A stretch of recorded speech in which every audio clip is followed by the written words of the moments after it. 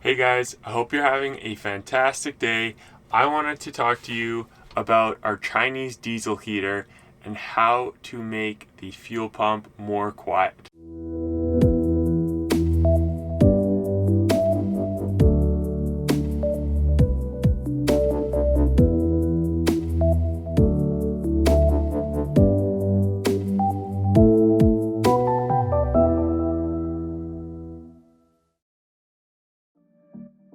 So there are a lot of videos out there about the Chinese diesel heaters that you can buy on Amazon for about $200 to $250 Canadian.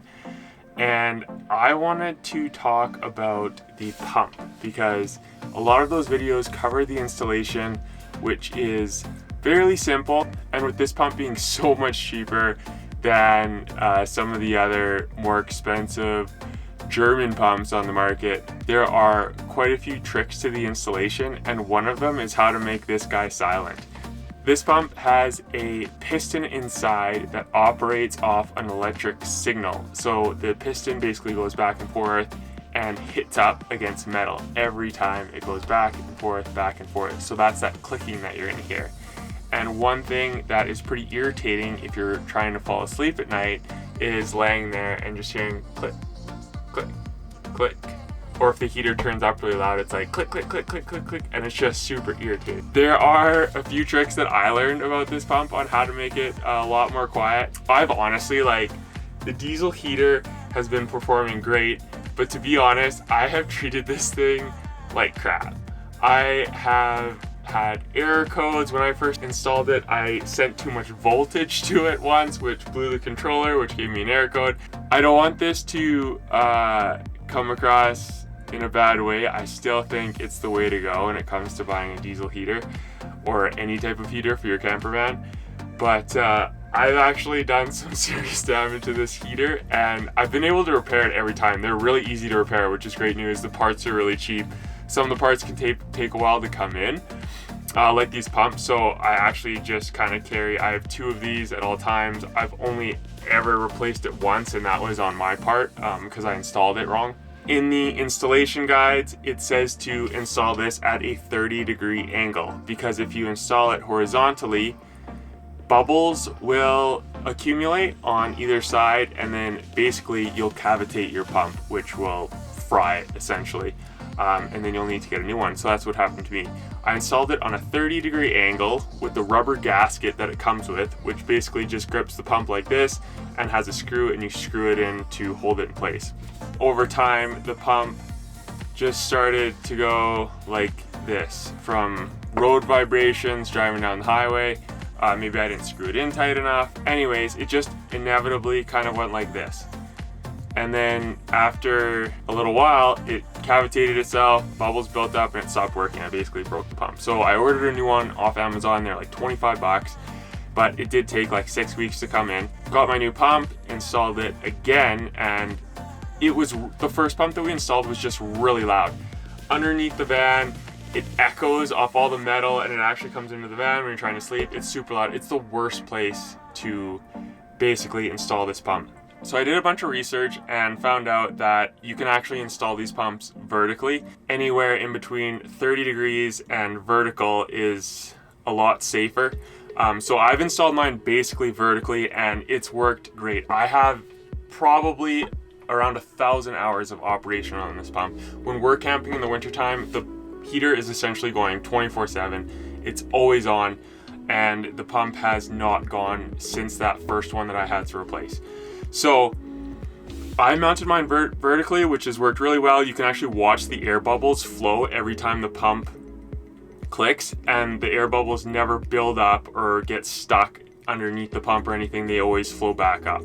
And with it clicking so loud underneath the van, I tried everything. I tried wrapping it, I tried hanging it, which a lot of people do, which worked well. I got rid of that rubber bracket. If you're struggling with this, the tighter that you actually grip this pump, if you just hold it in your hand while it's operating and squeeze it, it actually gets louder, which is kind of strange. You wouldn't think that.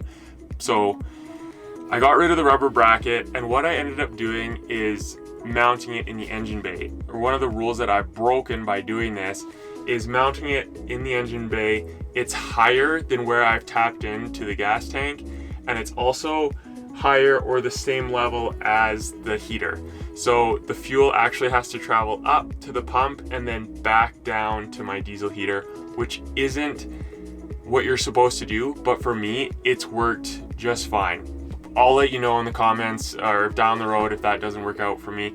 But another rule that this breaks is mounting this pump somewhere where it is exposed to heat. So obviously the engine bay gets a lot hotter than mounting it underneath your van, but I've mounted it close to my battery, which doesn't actually get that hot. And again, I have had no problem so far, and the pump doesn't seem to get that hot at all. So far it's worked out great for me. One of the biggest benefits about mounting it in the engine bay is your engine bay is actually covered with soundproofing insulation, quieting the engine and road noise. So with mounting it in the engine bay, I can't hear it at all. Nothing. It works awesome. Even when you're outside the vehicle, you can kind of slightly hear a tick, tick, tick, but it is nothing to compare to mounting it underneath the vehicle, which tends to echo down and off all of the other metals and outside your vehicle. So if you're trying to stealth camp, this is super useful because a slight tick is a lot better than a rapid tick for people like walking by. My next thing I want to do is try to quiet the exhaust as much as possible because that's actually pretty loud too, but we'll see how that goes. So anyways, let's get back to the installation of the pump. First, I wrapped it with some sound deadening mat that we had left over from putting on the walls of the camper van before insulating. That seemed to work a little bit, take some of the metal vibrations out of there. Then what I did is wrapped it with some microfiber towels and then secured the microfiber towels just with some black electrical tape. It doesn't look pretty, but that worked pretty well, and that's what I had on for probably about 8 months. Then I just ended up zip tying it to one of the vacuum lines that comes off the brake booster, and that really held up for probably 6 to 8 months just fine. What I ended up doing recently is adding some soundproofing insulation to the outside of that. So that's what I have right here. I ordered this off Amazon and it worked amazing. I plan on also using some of this for our water pump, which is also kind of loud. So I'd like to make a little box, put this around the inside, and then help that silence. This is about 25 bucks off Amazon. I'll link it below in the description. I'll also link my diesel heater that I got, which is working great. I have the 8K, it's mounted underneath the passenger seat. I'm gonna do a full review of that as well and how I installed it. It's very basic. There's lots of videos out there, but I have a couple tricks that may help you. I'm just waiting on one more part and then I'm gonna do a video on that. So this is the final step.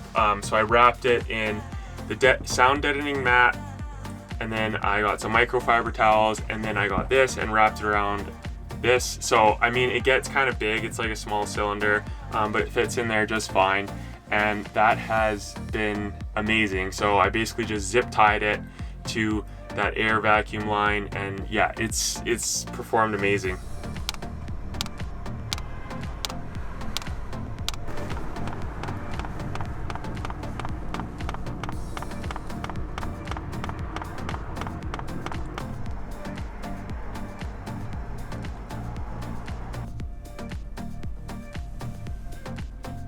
Another option would be, if you guys can't mount it in your engine bay, I would suggest building actually a wooden box and then putting some sound deadening insulation inside the box. If you guys have any questions regarding the fuel pump for the diesel heater, comment below. Let me know how your install goes too. Maybe you learned some tricks for how to keep this thing quiet.